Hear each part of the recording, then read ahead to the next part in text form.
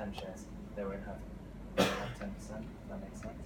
So if you start at the percentage rather than the actual number of shares, then you have to do that calculation. We'll get onto that, and that's, I suppose now I'm just making you aware of that, so when the time comes, you know it's coming, you can research it a bit more.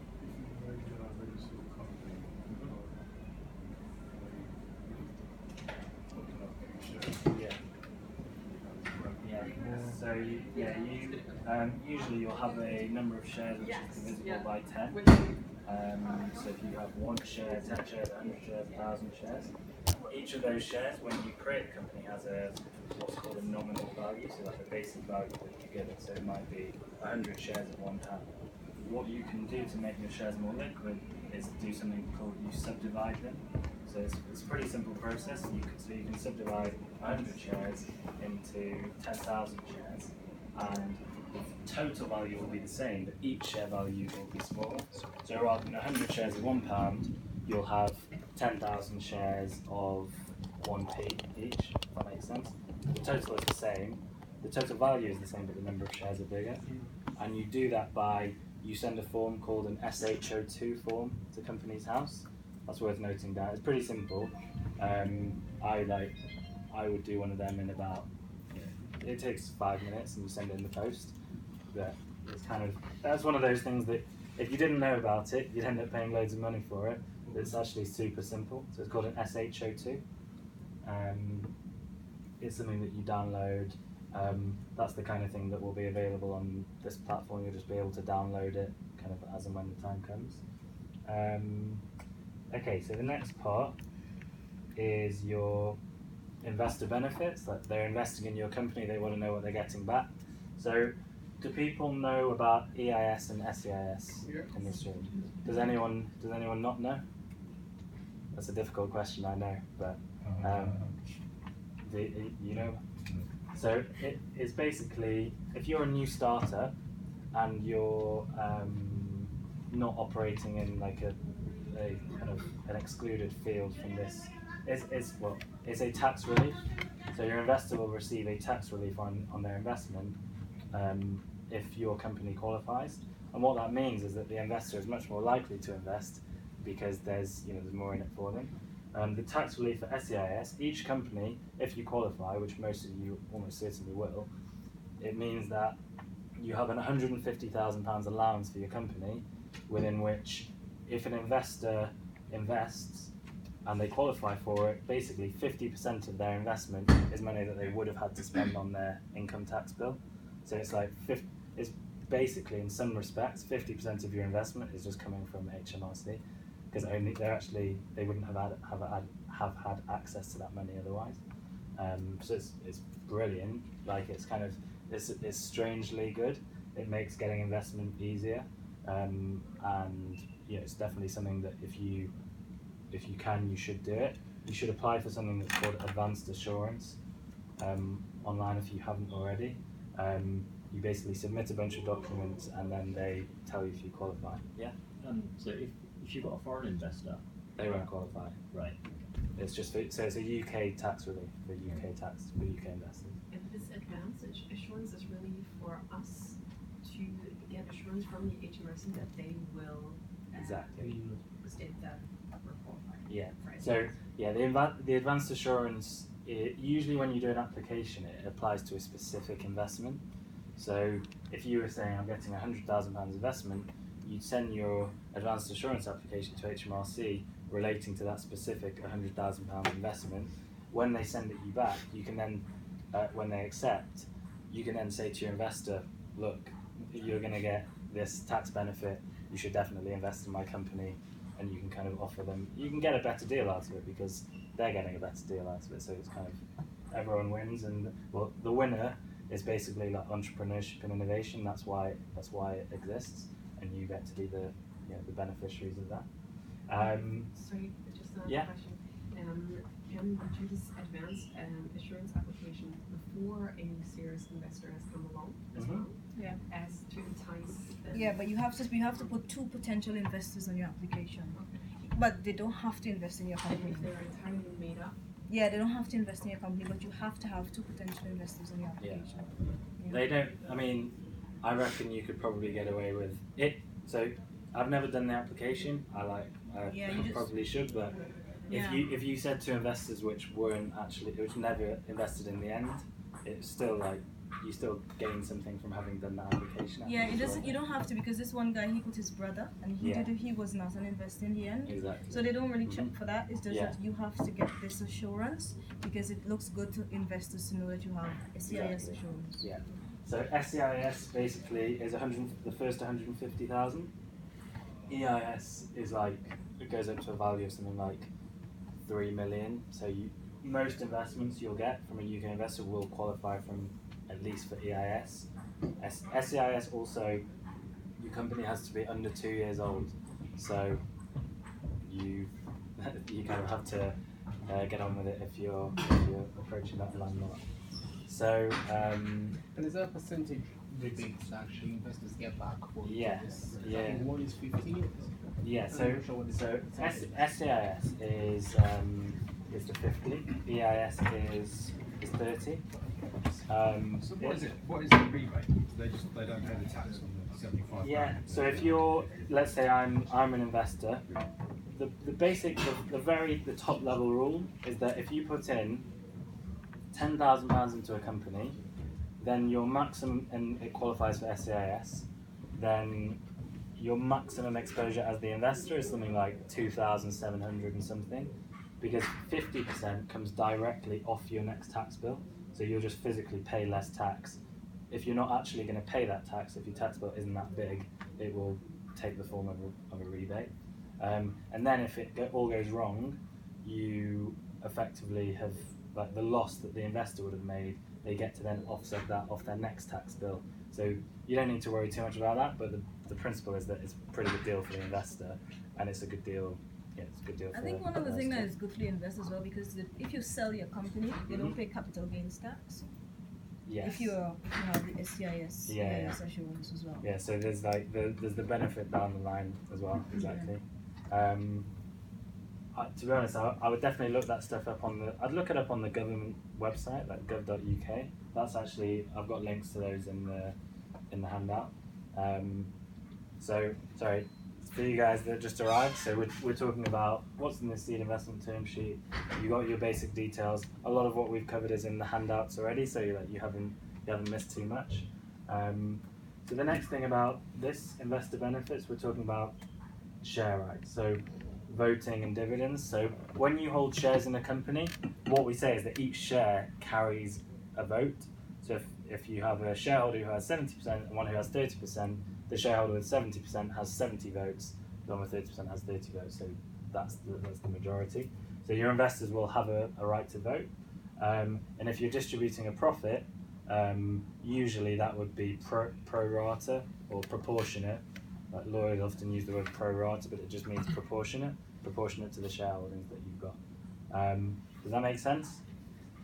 Then we've got information rights. So your investor will they won't be involved day to day in the operation of your company, but they'll want to know that things are going like reasonably well, and you want to keep them updated. So they'll usually they'll want to see your business plan to begin with, which is kind of somewhat the basis of their investment.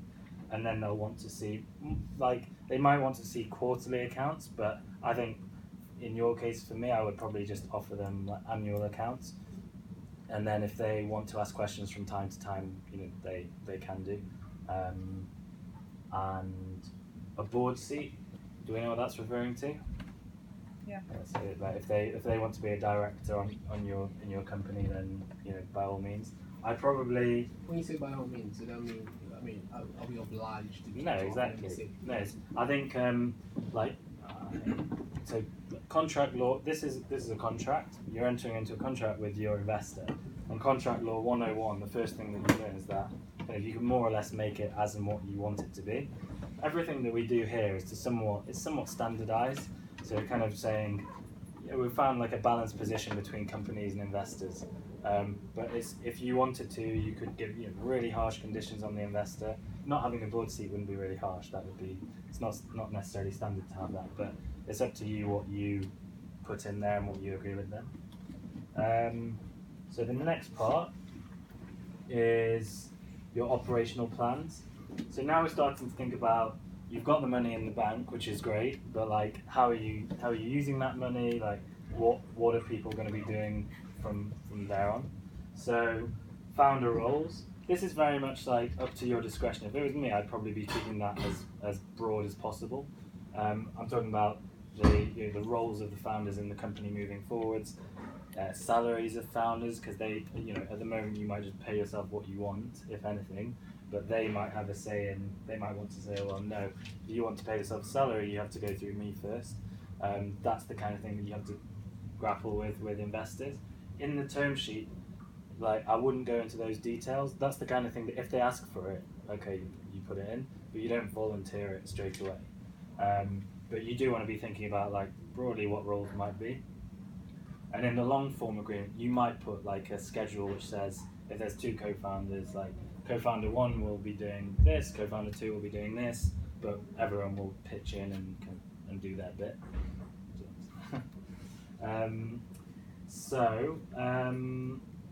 Then we've got management, who are the directors. Typically those are going to be the founders. The investor might want to be a director, but not necessarily, depends who they are. We're getting into like the nitty-gritty of board meetings. So when we refer to a board just means the directors together. So we say, how does the board meet? Like, do you have an in-person meeting once a month or once every 3 months? Like, how many directors have to be there for it to be a valid meeting? Because I think one thing to be aware of is that there's a big distinction between a shareholder who is a owner of shares in the company and a director who is effectively an employee of the company who is managing the company on a day-to-day basis. So when we talk about running the company, voting rights, we are generally talking about directors' voting rights. So every day, different decisions are made in a company. Those decisions are made by the directors. If there's a big decision, like, are we going to raise this investment? Are we going to borrow £20,000? Or this kind of thing. That's where you say, okay, we need the shareholders' consent. So we'll go to the shareholders, then we have to get their permission to do it. And that's when you go into the investors. So day to day, so you guys as the directors of the company who are doing that, and then you go to shareholders as kind of like the next level of consent, I guess. So that can be a bit confusing sometimes, so just be aware of it. And then we've got share option schemes. So this is when we talk. This is the longest slide, by the way. All the other ones are going to be a bit. And I think this is the most important one, because this is when you see the term sheet, you're going to recognise what's on it because of what's on this slide. So share option scheme. Why do we think that's relevant here? Or do we know what share option schemes are first? Is that talking about the vesting period? How long it's going to take before you can take a step back though. What is a share option scheme? Incentive to employees. Yeah. For long-term. Exactly. So it's, that's at like a very top level. That's a very top level answer. It's an incentive for employees, and then kind of the next step from that, specifically, is saying, I am, as a business, to our employees, which could include founders, we are giving you options to purchase shares in the future. That's what a share option is. It's an option to buy a share in the future. And the reason you give it now rather than in the future is that you set the price now based at the current value. So I can give someone an option to buy a share in my company now, and the value per share is £1 per share. But the value in 3 years is going to be like loads of money, like £1,000 per share. So they get to buy shares in my company in 3 years for £1 rather than £3,000. That's the purpose of the option scheme, and that's how it's done. The reason why we put it in here is because the share option scheme, it requires the issuing of shares, which means that whenever new shares are issued, the current shareholders are what we call diluted, which means that there's more shares in the pot, so your share of that big pot becomes smaller. That's what dilution means. So the reason we put it in here is because your investor is going to get diluted by this share option scheme, and you're getting their consent now to say that you're going to get diluted by that, and we're going to say the maximum pot of our company is going to be, let's say, like 10%.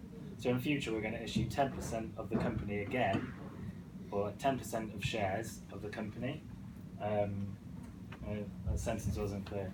We're going to issue 10% we're going to issue more shares, which then represent 10% of shares in the company, which means that everyone's going to get diluted. So usually when you would do that, you'd need consent. So you would need consent to issue more shares. So effectively, we're getting consent of the investor up front to do that. Yeah. And also there is an option, part of the share option scheme, where you're notifying the current shareholder saying, would you like to keep your percentage, or would you opting out is going to be means you're going to be diluted? Ask me again. Sorry, I didn't quite understand. No, so let's say in a company I have 25%. New shares are being issued. As a shareholder, I'm getting as a first option to buy more to keep my 25% within the company. Yeah.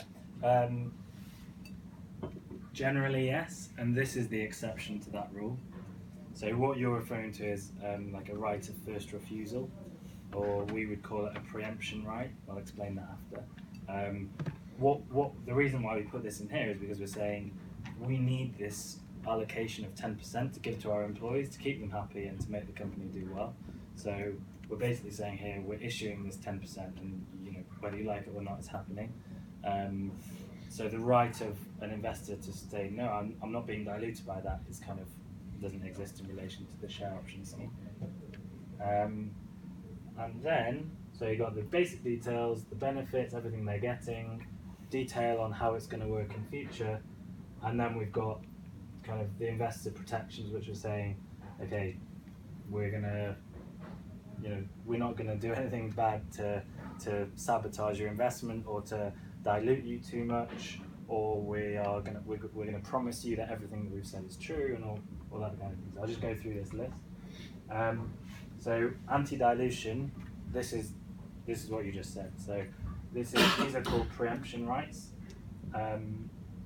So a preemption right is a confusing name. I think the better name for it is just a right of first refusal. So there's two things that a preemption right or a right of first refusal applies to. One is a transfer of shares, and one is an issue of shares. So transfer of shares is where you are selling a number of shares in the company to someone else, or transferring them to as a gift, but there will still be the same number of shares in the company after you've done that transfer. An issue is where you're issuing new shares that are coming into existence from nothing, and that's what causes dilution. So the reason we have a right of first refusal is saying, if I'm going to issue new shares, I'm going to give a right to the existing shareholders to effectively buy those shares at the rate that they're going for, so that they don't get diluted as much. The same applies for transfers. So if you're a shareholder, you'll usually have the right to buy those shares before the person that's receiving them. So if I want to transfer shares to you and you're already a shareholder, you can kind of cut in first and say, no, I'm going to take those shares first because I'm already a shareholder, and that's my right. This is getting a little heavy, so some of this stuff you might want to kind of just, I'll go through it now, but you might want to just use this as a base of knowledge and just build on it in the future. So tag along, co-sale, drug. This is, I almost don't want to talk about these things because they're a bit, I don't want to, I'll look at it briefly. So these are all rights relating to transfers. So tag along means if it's a minority protection for the investor, which says that if a certain number of shares in the company are being sold, e.g. like 50% or more, I get to tag along in that sale. Because what that means is that, let's say I'm the founder and I hold 90% and my investor holds 10. This is stopping me selling 90% and like having a big exit, and my investor still holds his 10%, which doesn't seem fair. So this is basically allowing the investor to be part of that sale. And co-sale is kind of an alternative to it, saying if I'm going to sell any shares, well, let's say there's 100 shares in the company, I own 90, the investor owns 10. If I'm going to sell 10 shares, like I have to give him the right to participate. So proportionate to what we hold, I get to sell 9 shares and he gets to sell 1 share. So that's co-sale. You kind of, any transfer happens together. These things are basically saying like you and your investor are one and the same. Like your shares, if you're selling them, then you know I'm selling mine too. Like you can't do it without me. And drag along is somewhat the opposite. It's where you can drag along the investor with you in a sale. It's saying if I want to sell my company, and the buyer wants to buy 100%, and my investor is giving me a hard time saying no, like, it's not a good deal. I'm not selling I'm keeping my 10%. I get to say to the investor, you know, too bad, pal. You got to sell it. It's over, and the new buyer can take 100%. Does that make sense?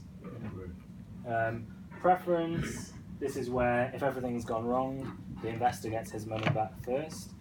This is not going to be the case in your seed investment, probably. For like a bigger institutional investor, like a VC or much more experienced angel investor, they might ask for a preference on liquidation. Liquidation is where the company is turning into nothing and they get their money back first. Consent rights. So, can anyone guess what consent rights are referring to? Does each one drop out? What's that, sorry? Each one drop out? It can be. So it's more general than that. So yes, but there's like a bunch more than that. So consent rights are basically saying the investor. It can be, you can kind of frame it how you want. You can frame it as investor majority consent rights or unanimous shareholder consent rights. But what this means is there's a list of 5-10 items which say without these people these things can't happen.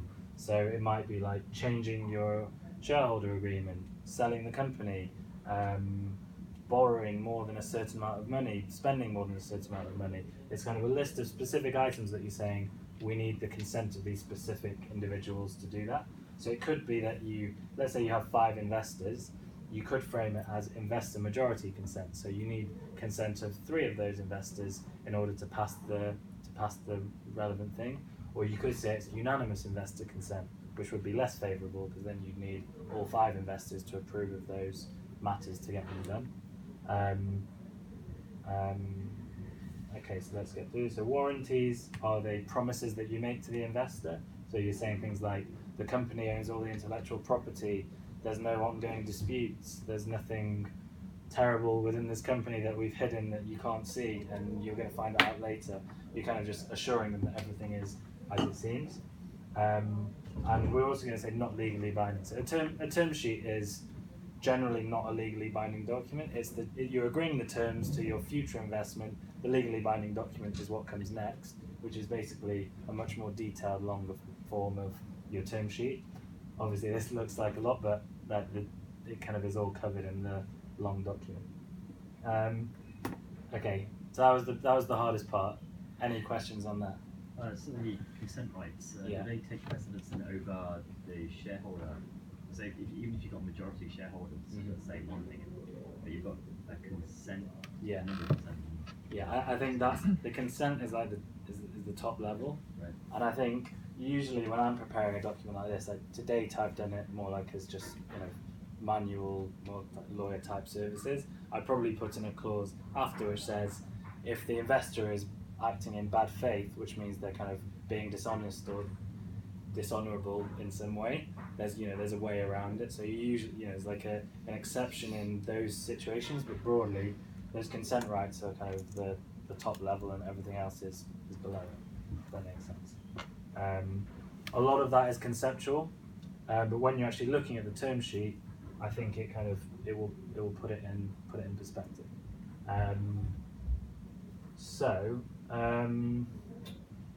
I'm just gonna pull all of these up because we probably talked about quite a lot of them.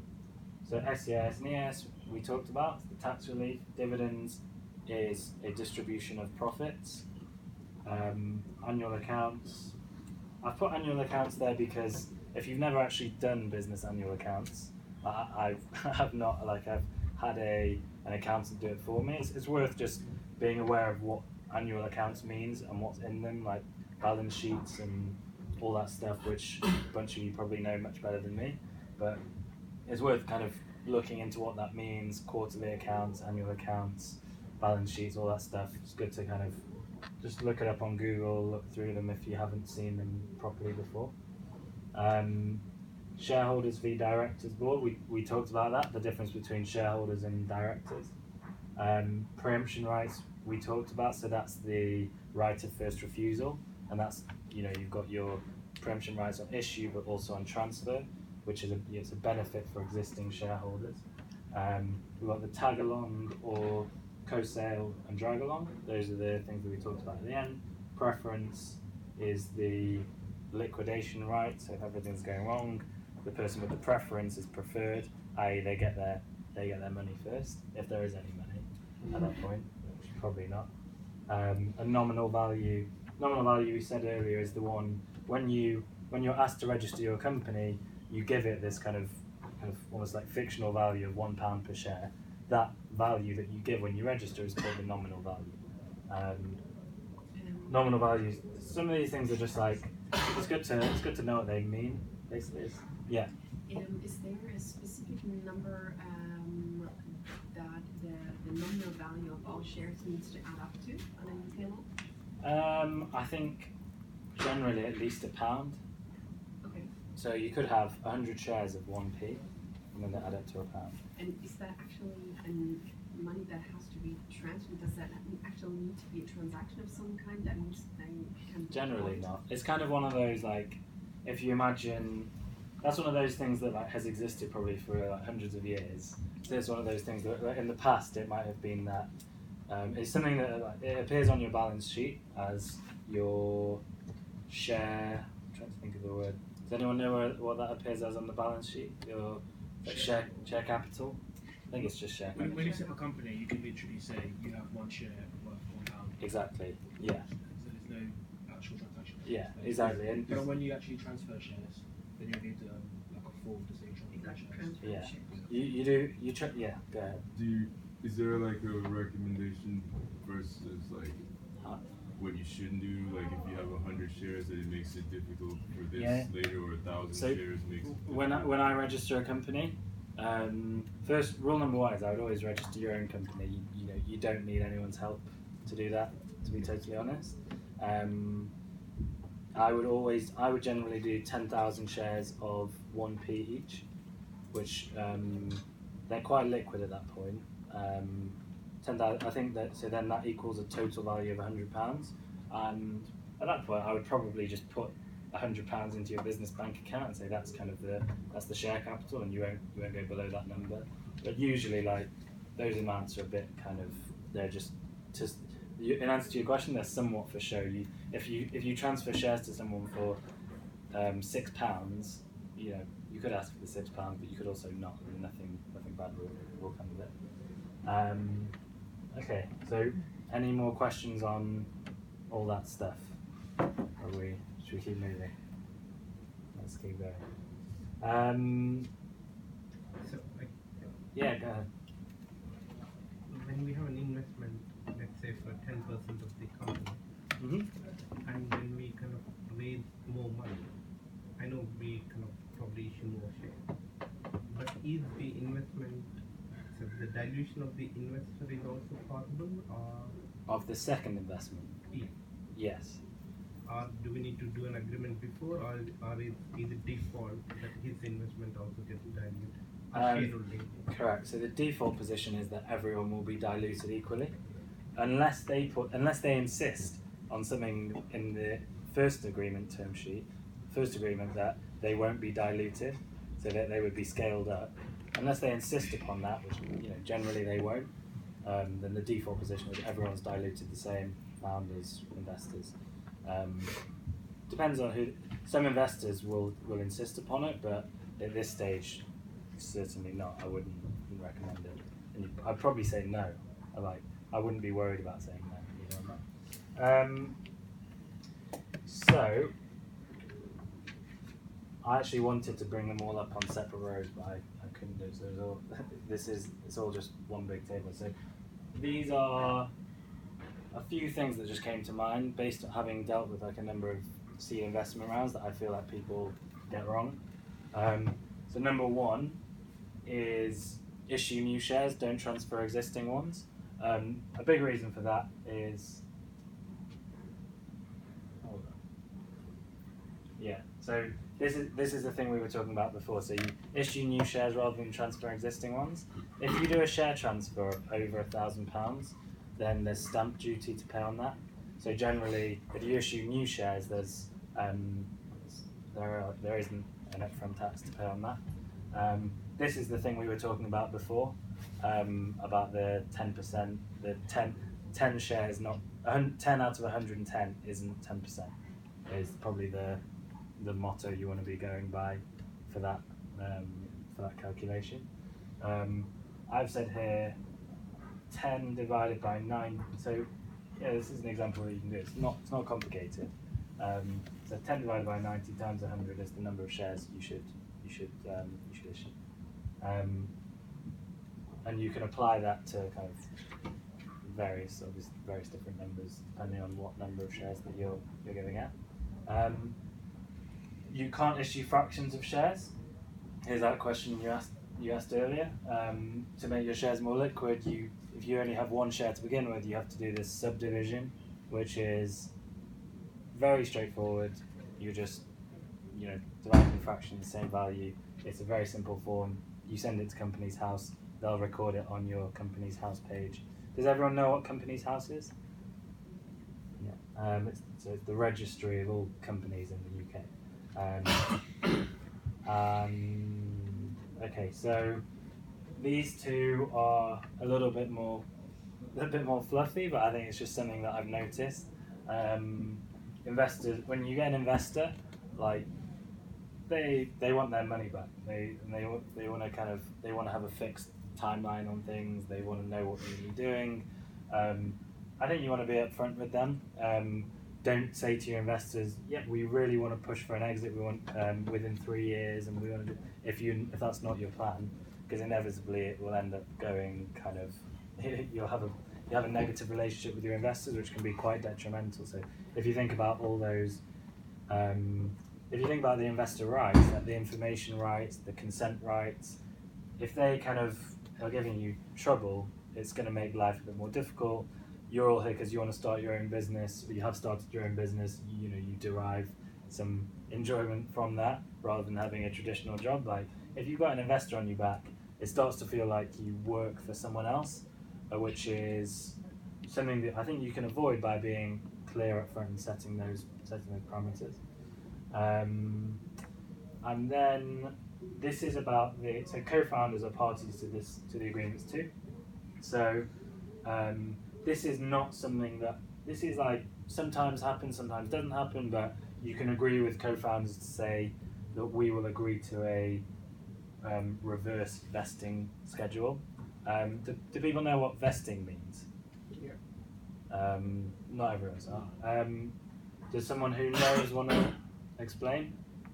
So basically, what I know, maybe I'm wrong. So Don't start an answer with that. More like the period of time that it takes before you can cash out the shares or equity that you have in the company. Yeah. Right. Yeah. So it could be an agreement saying if you've got 10% equity in this company, you cannot cash that out until a certain period of time.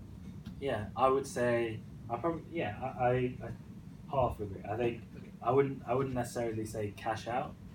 I'd say, because you are right, but I think again it's probably a bit broader than that. I think vesting is basically the principle of earning over time. So, and then when we talk about reverse vesting, we're saying you get everything up front, but if you don't reach the milestones, the company can like claw back the shares. So so in a typical vesting situation, share options will vest over a period of time. So if you have a share option scheme where someone's going to get 5% of your company, which is a lot, by the way, on the share option scheme, so don't ignore that figure.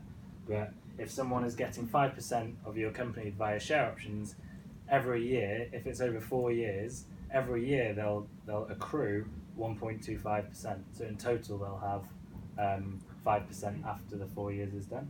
So every year they can say, okay, now I have 1.25, now I have 2.5 after the second year. So that's the principle of vesting. Reverse vesting is where you have all the shares issued up front, but because it's kind of simpler that way, but the same kind of principles apply, that you're still earning them over time. So if you don't reach the milestone, which is typically a time, so if you don't reach 3 years, then you don't get to keep 3 years worth of shares, you only get to keep the amount of shares which have vested over that time. Does that make sense? Does that make sense? If who doesn't reach 3 years, your business or the... You personally. So your involvement with the company. So say you decide to drop out, say 2 years in or Exactly. 12 months down the line. Yeah, it's kind of it's a protection to say, let's say you've got people who don't know each other that well, or actually that's nothing to do with how well you know people. It just is something that you might agree on.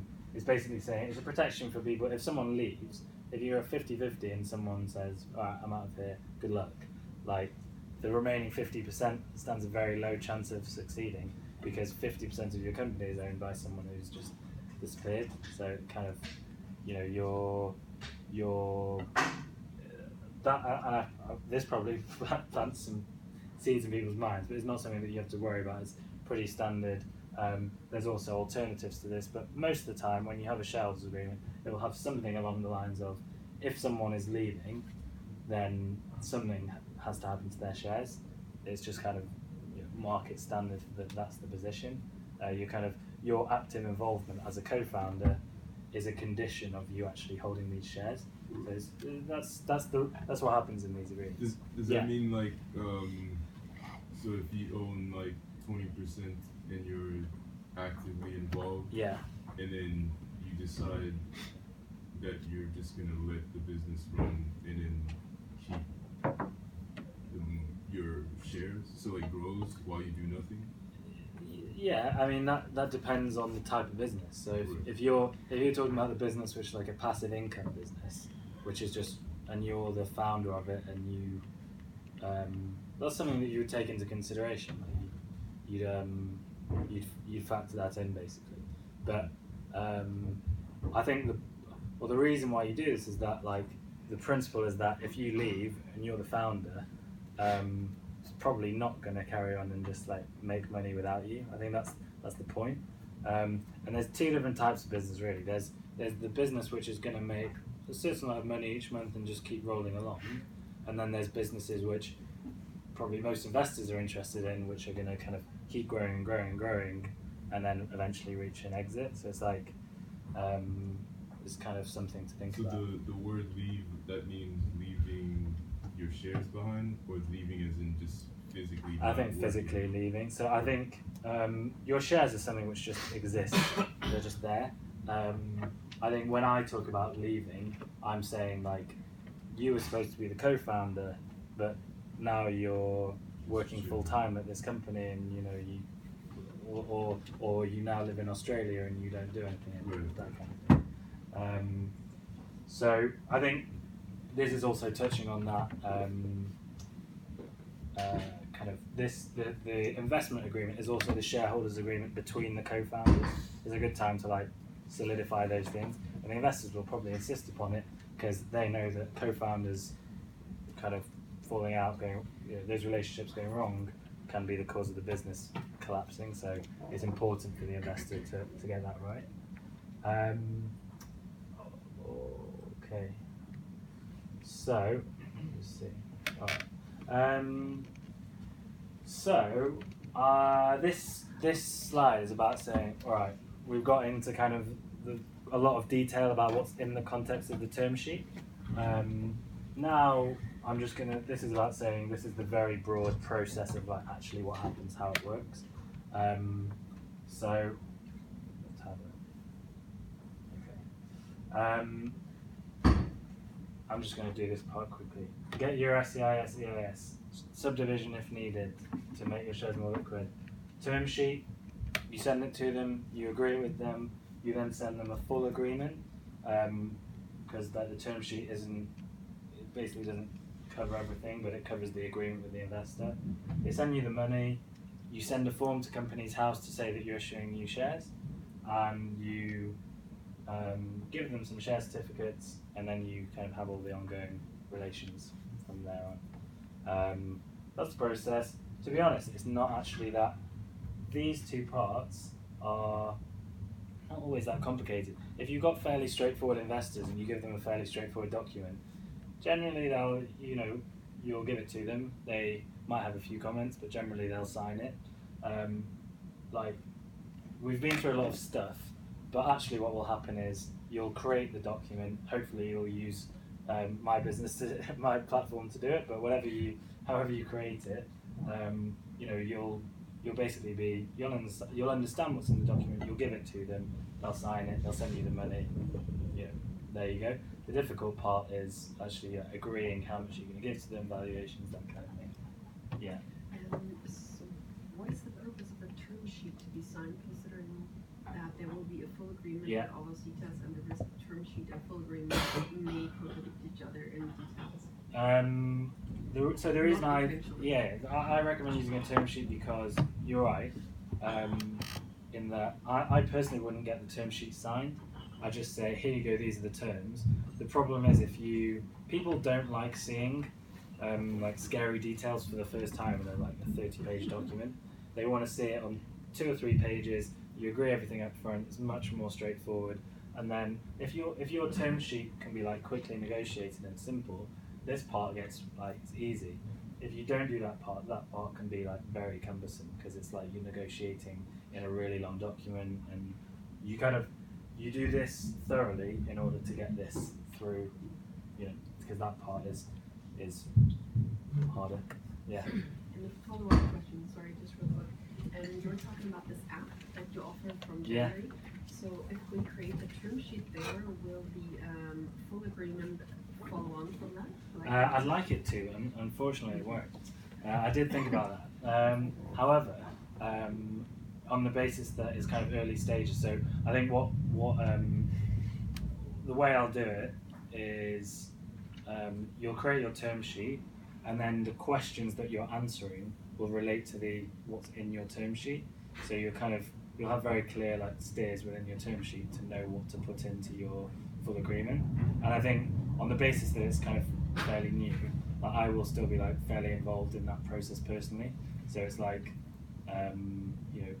the concept of this app is that you are trying to save money on your legal fees by doing the initial part yourselves, and then you can upgrade if you want to get someone like myself to review things and just make sure it's all okay, make any adjustments for your particular business if you need it. But the overall product is that it's cheaper, but you've also had you've created it in a cheap way, but you've also kind of got someone professional to review it, tell you it's fine. So the end result is you've kind of had it as a bit of a loophole for legal services, which hopefully that's the way it will work. But you're right, that would be a good way of. Is that the plan? That is the plan. It's one of those things where currently it's fairly simple technology. You answer a bunch of questions, it fills it in for you. I need to have a way to link those questions, so they apply to 2 things at once. But it should still be basically. There's actually not that much variation, so you'll kind of see that when you do it. Hopefully, you'll see that it will work okay for you, and it'll cover what you need it to. Quick one. Yeah. Issue form to Company House is just more notifying them that you want to issue new shares. It's not like you're seeking the approval for you to be able to do that, right? Say that again, sorry. So issue form to Company House to issue new shares. Yeah. Is it more just letting them know that you Correct. want to do this? Yeah. Not seeking the approval for doing it. Exactly. It's just a notification. I think so. Sometimes with Companies House, it's that you're notifying Companies House that you've done something.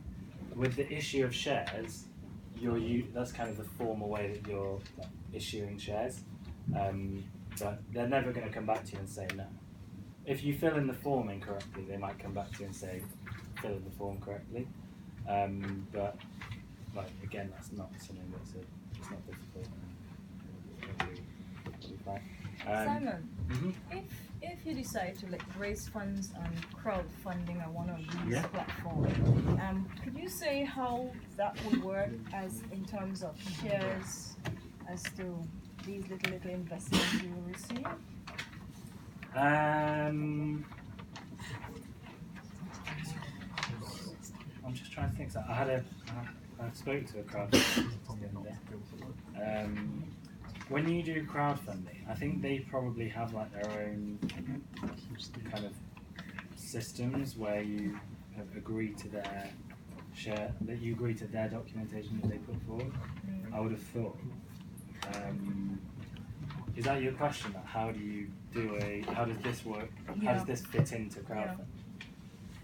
Before you actually kind of start doing it, you kind of do a term sheet and give it to crowdfunding platform, which is like either single investor or multiple investors. Mm-hmm. It would be the same rules apply for person to the thing. Okay. So yeah. To be honest, I would to have a term sheet. Okay. Yeah, I think that you're right. The same thing applies to crowdfunding as well, because they will have to review and approve it before you can even, get listed on the platform. And all of this information are basically things that you prepare the application today. And I think for crowdfunding too as well, you kind of need some sort of guaranteed investment somewhere. Again, that might vary by with different platforms. But one of our friends just launched, just got listed on CrowdCube, and I think there was need for him to kind of get like £20,000 investment upfront before coming into that platform. And the reason for that is also to kind of encourage people to actually put money into it, because when you're likely to invest if you see that people already invested in that type of thing. Yeah, crowdfunding is a good thing, but I don't know enough about it to answer that. Sorry.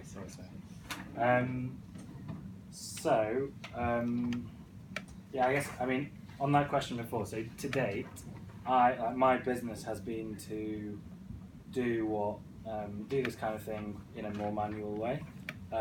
Ultimately, not for that much. The cost is fairly similar. So usually you'd come to me, I'd say to you, okay, I'll price match what like the other online platforms are doing, or that kind of thing. We'll just do it.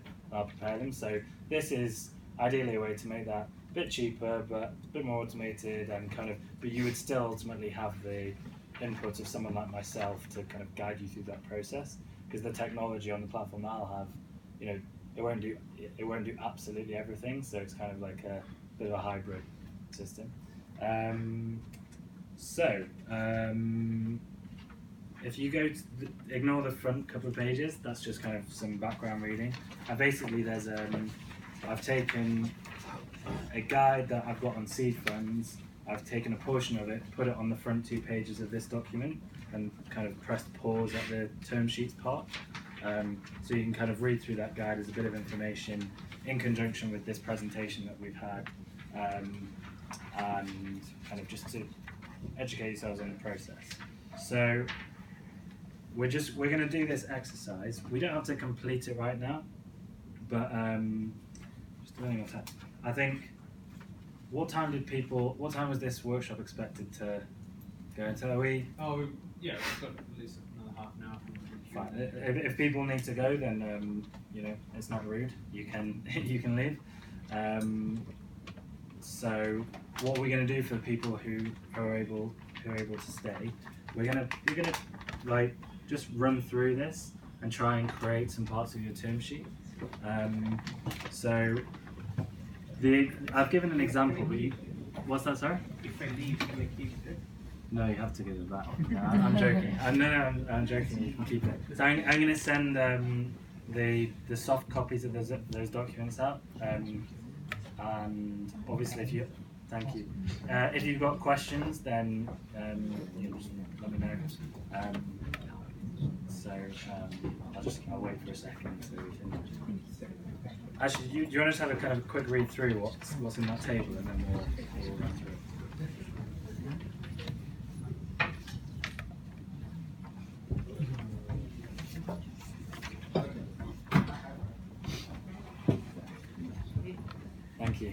Thank See you very ya. much.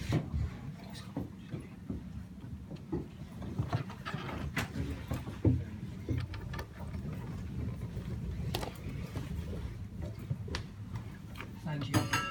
You're welcome. Thanks for coming.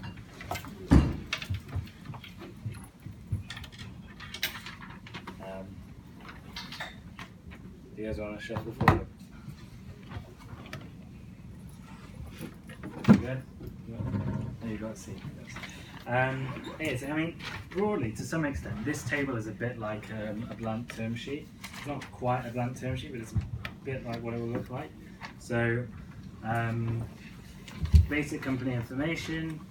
I've set this out in the same way as what's in the PowerPoint. Maybe I'll go back to that slide.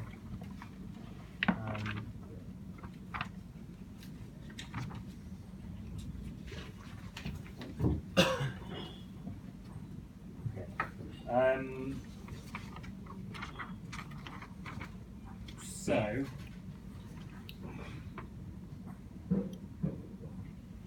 just thinking of the best way for us to go through this. So, a director's loan, does that mean money out of your own pocket that you invested in the company and you're looking at it as a loan, or you mean like you went somewhere and got a loan? Director's loan, when I had that in mind, where have I written it? It's right above the thing. In the bullet points. I got you. I've got that in mind that you, as part of starting your company, have given the company like an amount of money, which for accounting purposes or for your own purposes, you're treating as a loan from yourself to the company. You're right. So, is there anything which, from those first 4 bullet points, is there anything which stands out to anyone? That was a question I've had a long time. Yeah. No one's been able to answer. If I was going through this, I'm just gonna point out the bits that I think kind of are different and stand out. So I'm gonna say single angel investor. I'm gonna pick out variables. Single angel investor, as in like it can be different if there's more than one. Everything that we've done today is somewhat geared towards one angel investor. If there's more than one, you kind of want to let them know.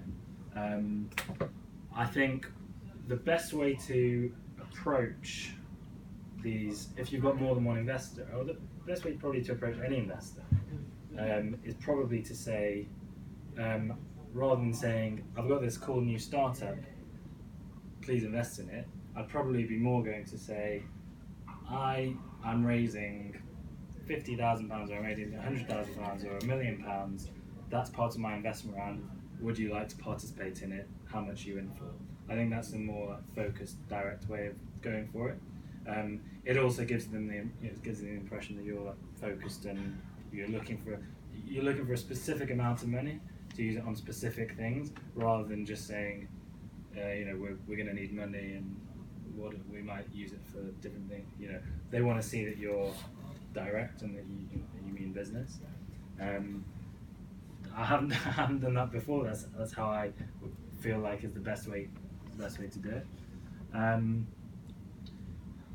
They're experienced in business. That's relevant. Director's loan. They're keen to get involved operationally.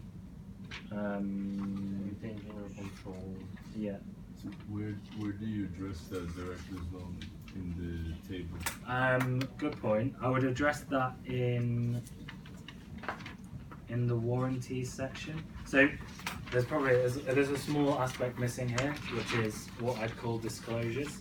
So the broad setup is that you have the warranties, which are promises that you make to your investor, or in any contract, a warranty is just a promise that you make. So it's like, I warrant that I have the right to enter into this contract is translation for I promise that I have the right to enter into this contract. What you have is the warranties, but you also have what are called disclosures. Disclosures are things which you tell the investor, which are kind of sit above the warranties. So it's like these warranties apply, except that this, and this. So in a director's loan example, you'd say, I warrant that the company has no outstanding debt, except that I'm disclosing to you that there's a director's loan of £20,000 and I'm going to use your money to repay me. That might not go down so well, but like you could do it you could say, I'm going to use £5,000 of it to kind of, as part of my salary for the next couple of months, something like that. So that's what the disclosures are. So you would put your disclosures next to the warranties, and they kind of intertwine with each other like that. And then if there's a breach of the warranties, you would usually say that the investor has the right to kind of reclaim their money. And a warranty, which means that you shouldn't make a warranty if it's not true. Warranties are quite like big. They're often negotiated a lot, because if you can claim against a warranty, there's usually a big punishment. There's a big punishment for breaching a warranty, which is usually that you have to pay the money back. So you have to be quite careful on those things. A big warranty would be around intellectual property, which is where, or something that's relevant here, you'd say, I warrant that we hold all the intellectual property in the business, and a disclosure might be, we've got an outstanding trademark application, so we don't actually own it, but we're applying and we're doing our best for it. Is there a question there? Is that common? Like if you build a company for a year and you spend time and money into it, and then you just say, okay, like it's cost me like $20,000 in actual cash, and then you don't count like the actual time or whatever. So when you're doing the investment, can you just say like, I just want some of that money or all of that money back? Yeah, I mean, I think it's up to you and your I think it depends on the level of investment as well. It's like an £150,000 investment, and you're taking X amount of it back now. They might have something to say about it, but if they're investing at £1 million and you're going to take your £20,000 back, then they'll probably say good for you. Right. And then because they'd rather you spend it on new stuff than. I guess so. They're investing to further the business, but at the same time, I think you got to manage it. You just got to manage it, basically. If you want that, when I say manage it, I mean like emotionally manage it with the investor. Like if that turns them the wrong way, it doesn't get you off to a great start. But at the same time, if it's money that you feel like you should be taking back for all the effort you put in, like, I think it's something to consider. Because I've brought that up before, and then it's always been mentioned like, oh, investors, they don't want to see their money going in that direction, but then you're supposed to like disguise it in other expenses. But then like I don't understand why is that a problem if you're working on the company? Yeah, well, I think if you're talking about like annoying the investors, basically. Yeah, like because I've mentioned this before, and it's always been like, well, the investor, they don't want to know that this is being used for you or for your costs, considering that you built it up to that point. So they've always suggested to find other places. Like your salary or whatever. Yeah, like to put the money in other places where you'll have like other expenses. Yeah, I think the reason anyone would say that is because investors are human beings, and if they're giving money, they're probably not they're thinking about, oh, this is going to go towards marketing, product development, all that stuff. They're probably mentally it probably isn't going to make sense to them if that's going directly to you. You can put it as part of your salary. You can do those things, but again, like I say, there's no real rules about this stuff. It's not a legal rule. It's about the relationship that you have with your investor and the decisions that you come to with them. So it's a bit like if you go to a new job and the first thing you say in a job interview is like, how many holiday days do I get? Like it's just not going to come across that well because they want to know that you're ready to work hard. It's like that's how you present it. Yeah, exactly. You got to present it in the right way. So one thing I guess you could do is just kind of account for that in your valuation, just inflate your valuation a bit more to account for that, right? Because that's what you're doing. You're selling shares. valuation's up to you. Right. Yeah.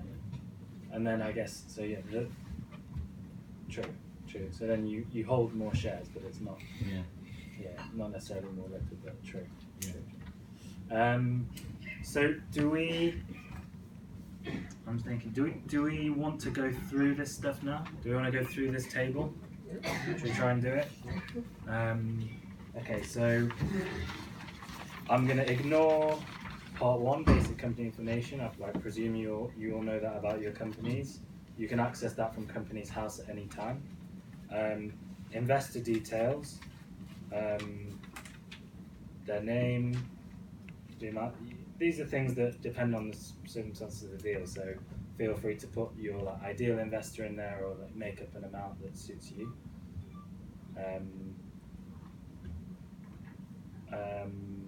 Investment amount, number of shares offered. So total equity. So I'm going to skip parts 1 and 2 because I think you basically have the information you need to fill that in. So it's your information, the investor's information. You come up with the valuation, you come up with the amounts of shares that you want to give to them, and you do the calculation, which is on the PowerPoint and also which is on page 1 of this handout. So you can do that yourselves. So can I ask a question about valuation? Yeah. So how do you conclude what your value, what the value of a company is? I mean, I've heard a lot of stories about founders, kind of inflating the valuation. It's nonsense, really. Lots of companies will say, yeah, we've got a valuation of £2 million, but they've literally done nothing. It's one of those things which is just kind of, it's the nature of the market at the moment.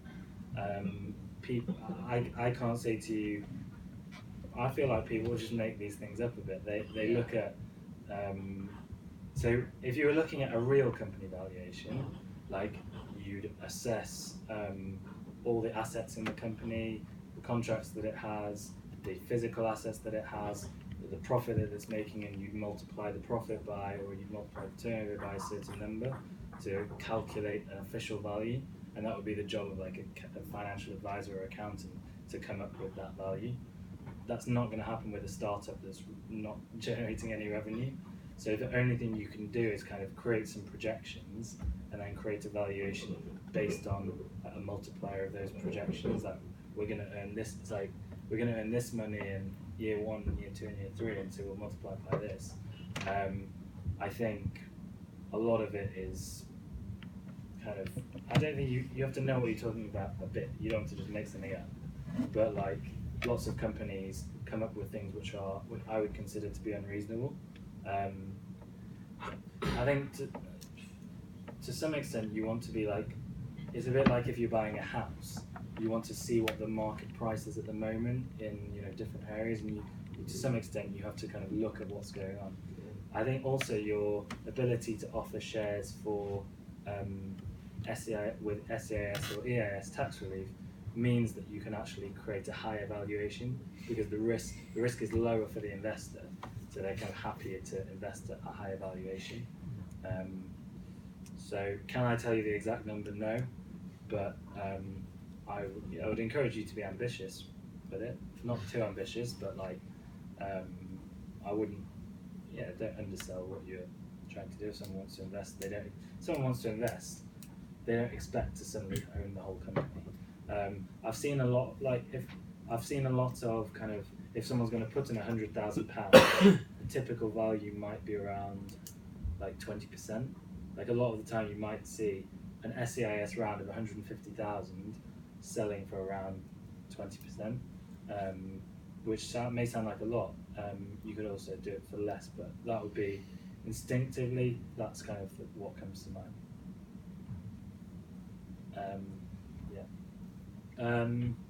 So SEIS and EIS and SEIS availability, and here we're saying it's going to have that. You're either going to say, sorry, we don't qualify, or you're going to say, yes, this investment is going to qualify for EIS or SEIS. Share rights. We're going to say that the investor will have shares. This is voting, dividends, that kind of thing. So So we're going to say here that the investor has full voting rights equal to the founders.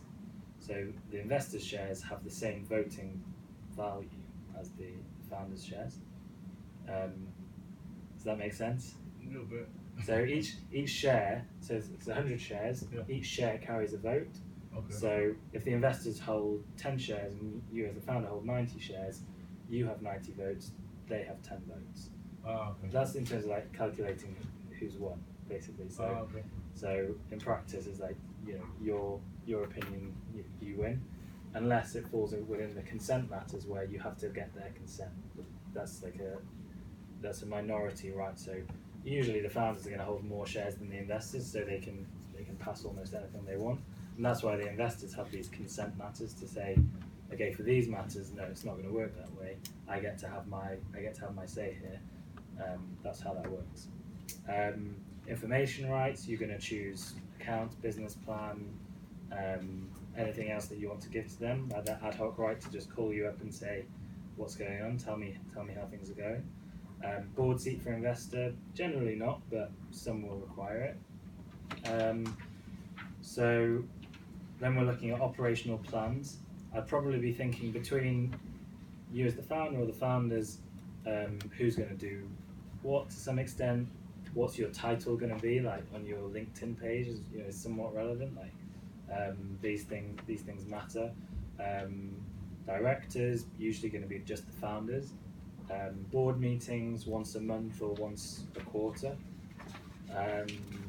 Share option scheme. So I think for any share option scheme, the lowest you're going to see is around, we're talking about now an allocation of your whole company. So you set aside what was generally called a pool, so a pool of shares which you're setting aside for the purposes of share options. So usually it's anywhere between five on the low end, 20 on the high end. Typically I tend to see 10 or 15. Share option schemes are not as complicated as people make out a lot of the time. You can be done like fairly straightforwardly. Sorry, so yeah. Let's say generally if you get 10%, for example, you'd have 4 at 10% and one at maybe 8 or 9%, so you keep control of the company. Would that be right? Say that again, sorry. So let's say, when you say share option scheme, yeah. I'm thinking of I control maybe 51% of the company. Yeah. And I've given out four investors 10%. Okay. And maybe one investor I've given 8%. Yeah. So I've got about 53%. Would that be right? I don't know the maths. Oh, just in general. So let's just keep it simple. 4 people, yeah. 10%. I've got 60. They've got 40. Yeah. Would that be okay? Yeah. So how it would work is that you're basically, you think of all the shares in existence and to become in existence. So share options are like they're future shares, and you factor those in when you're talking about the total pool of shares. So in terms of percentages that you think of, you have 60, they each have 10, but then there's going to be an extra, let's say 10 or 11, which form part of the share option scheme. So your 60 is not a total out of 100, it's a total out of 111, which is the total shares in existence plus 11 or so for share options. So everyone is diluted by the share option scheme. And the reason we do this now is because usually you would have to get permission to issue new shares because of the rights of first refusal that we mentioned. So does that mean the dilution happens on execution of that option? But you've agreed it up front. Exactly. Right. Exactly. So usually you've all heard of what's called a cap table, which is it's called a cap table which is short for share cap table, share capital table. Sets out all the shares which are in issue and which might be issued. So it will set out the shares which exist now. It will set out the options. It will have all those things there. Again, that doesn't need to be. Okay, it's not something that you can just do with your eyes closed, but it doesn't have to be something that's like so complicated. Partially, I say these things because I think some things in the legal market are oversold and made to seem too complicated. I don't think this is that complicated, especially in the early stages of your shareholding. It's like everything that we've just said, for example, that's your share cap table. tells you, who holds shares and what other shares might exist. Not that complex. So the next bit is all about the investor protections. So we talked about these before. So usually, and the stuff, for example, on Legal Sidekick, for example, I generate a list of questions and I say, answer these questions and create your term sheet. For these things, I usually just say, do you want to include standard investor protections, preemption rights, tag-along rights, that kind of thing, because those things are going to be in every single one. The reason we're explaining them is because it's kind of worthwhile knowing about it. Consent rights. So I think we've got to where we're going to get to with this. You're not going to create we're not going to create a full term sheet now, which you can give to an investor. But listen, it's not the term sheet. Well, if anyone needs a term sheet kind of urgently, let me know, because basically, so I'll give you the context. So this business that I'm doing, think of me as one of you guys. So my business is in the legal sector. Kind of I'm delivering legal workshops as part of kind of the overall operation. So I'm kind of one of you guys in the context of being a startup, founder, whatever. This is a design that a new designer has done. The previous one didn't look great. Does that one look good? Yeah. It's better. It's better. The last one was very black, and people said it looked very dated. So this is just a screenshot of what I've generated myself using this platform, which is fairly straightforward. So I said, tell me your company name. I said my company name, which is Startup Number 1 Limited. I said that gave my company details, the address, the number, the investor, Mr. Moneybags, amount to be invested. I said 150. So this stuff is you'll be able to create the term sheet.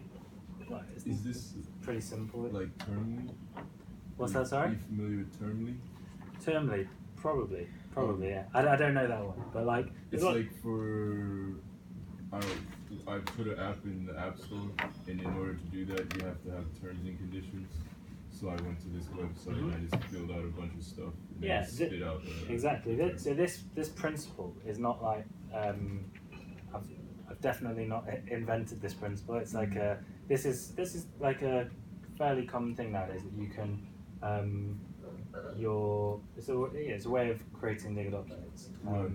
The process, I guess the concept around this is that and the reason I would say to ask you guys to use this is because you know me now. You can ask me questions, and there's going to be lots of legal guides and information on it. There's people behind it. What's that? Sorry. So then you have the option to have a real person. Yeah, exactly. You can kind of manage it yourself, and if you're not sure, it's a bit like riding a bike with stabilizers, and so. But that's the general principle. I've cut off the screenshot, so I can't show you the rest. But basically, that's the principle. So if you look at your term sheet, or the table, you can see that those are the rows, and in the one that you create, the rows will populate.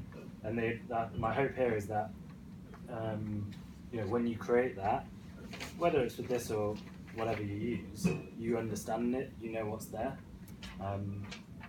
Does anyone have any questions? Is it going to be ready? You said 2 weeks, right? So I can create one of these now. So the term sheet I can do, but the guys that are developing it, they're putting all these designs on it. It's not quite ready. It should be I said 2 weeks to you on the email. Yeah. That would be more like 2 weeks because it's kind of it would be a bit more private. I'd have to give you a login to the the kind of private back end, which would be fine. I'm not sure. I wonder if I can kind of do that for everyone. Probably not in the next 2 weeks. Is anyone? What's that, sir? When is it going to go live? It should be the start of January. So it will be live for the purposes of it will be available for you guys to create an account, create your term sheet, for example. But my hope is that there will be hundreds of documents on this thing. There won't be hundreds of documents come the beginning of January, but you will be able to create something. You'll be able to create a term sheet. How much is it? TBC. So I need to think about like what the prices would be? How much do you think a term sheet should cost? I mean, you said it's simple. Yes. To do, so Yeah. I agree. Honestly, I think a term sheet is not going to be something that's like particularly pricey, because the idea is that create your term sheet with us, and then do the rest with us too, and all your other. Term sheet is like a nice intro. So, what do you think it would cost? I think it should be tailored based on the startup. Yeah. If you want to do something fairly simple, yeah, should have like a cap, and if you're looking to do something more complex, like I don't know. This going to be a simple one. Simple term sheet. What do you think? A rocket. How much does a lawyer charge? I think it should just give them the money, someone. God. I think it should be zero for a term sheet, and then if you want to do other stuff with us, this is the package. Yeah. Did you say zero? Well, yeah, everyone's got to eat, but no, this is a package. They want to do other things with us. This is a package, so it's not just. I just did it. So a term sheet. I still need a full agreement, for example, right? Exactly. So you're gonna pay me with a full agreement, something like that. Yeah. Well, if all you guys want to create the term sheet for free on there, then pay the fuller price for the whole lot. No, but that's a good deal. But Simon, if you're subscribing to your platform, you will be paying a monthly fee. So obviously, okay, if you have a term sheet on there, the term sheet probably is free. Otherwise, if you want it to be checked to verify that it's correct, stuff like that. then you add a fee, because don't forget the person's already paying a subscription. Yeah, so you basically you would create. I appreciate this. This is some good feedback. So you would go in, you create an account. Your account is free. If you want to then download a bunch of like resources, which would be like letters, emails, your all cap tables, that kind of thing. That stuff is the stuff that you subscribe for, so you can download anything as and when you want. So create something like a term sheet, or to do an investment round, which includes a term sheet, you would just pay a one-off fee for those particular documents, which would be discounted if you were a paying subscriber, which could be discounted a lot if you were, those things are TBC. But for me, for a term sheet like that, I'm personally, I would say I'm torn between like maybe free, but also maybe it's not going to be expensive. Not going to be expensive. Like I don't know. I use a website that lets you create pitch decks. Using templates. And I think it's like $96 for a year. To be able to make one. Where essentially, if you only needed one, you'd spend because I don't think I would use that website again. But I would spend £96 to use just to get that one thing out. I'll think about it, but I think at the end of the day, the term sheet should be fairly simple. Shouldn't be expensive, and also I think you guys are at the presentation. It's a new business, so it's going to be like cheaper also for you guys, because I'm keen to get your feedback to some extent on how it's all going to work. So your amount of money that you put into this is maybe just it's more of a token to say it's working, money's going in and out of it, but it's less about generating profit for the business. It's more about like getting people. But I think a subscription model actually works. I think that makes perfect sense. And the fact that you just subscribe to this, then you get a certain discount rate as well. Because what you also want is you want people always coming back to it, and they should have a reason to come back. Exactly. Not just do a one-off, like a pitch deck, for example. I mean, I'm not going to pay $96 if I'm just going to need more pitch deck. For example, so it's kind of thinking about how that is going to be structured and what that is going to look like for the consumers, basically. Great. Sorry, go on. How much are term sheets? How much are they? That's what I was saying. I'm like not sure exactly how much that's going to be. The term sheet's not yours. How much a lawyer's going to be? I mean, again, when I was working for a law firm, on my first day before I'd even started, like my hourly rate was over £200. So to create a term sheet with a lawyer is a few £100s. Like with an expensive lawyer, like over £1,000, but with a kind of more of a startup approach, less than that. If it was to do with, so my consulting business is called Accelerate Law. If you came to me and said, I want to do your funding round, I'd agree. I'd say to you, look at what else is on the market, see where we can get it from. We'll kind of agree a fee on that.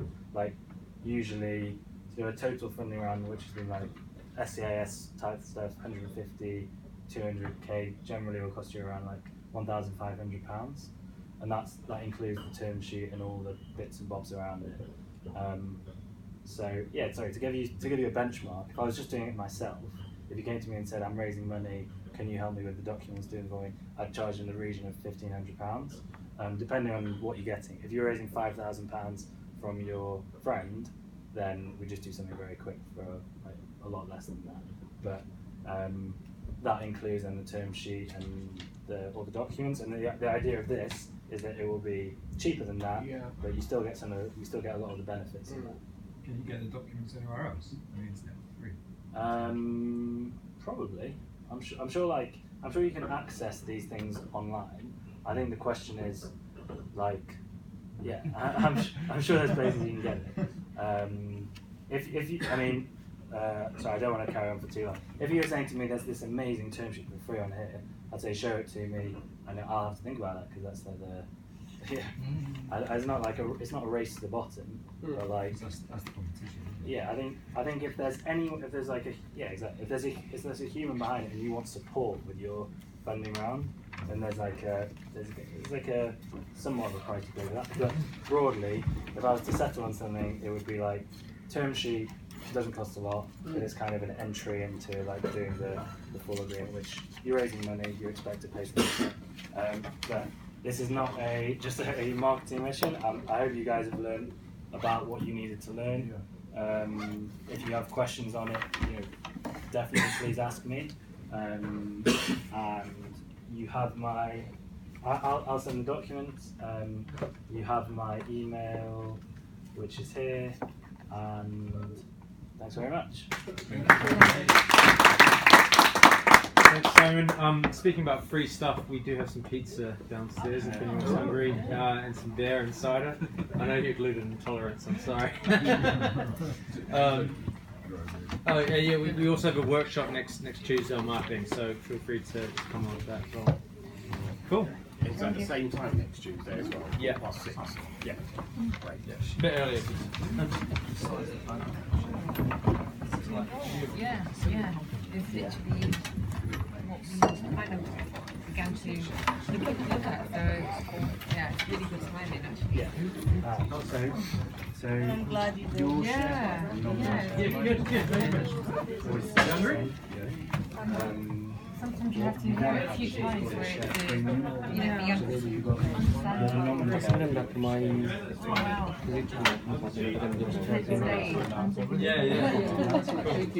Stop there. That doesn't get registered anywhere. That's just like your. Do you want to pop downstairs? Yeah.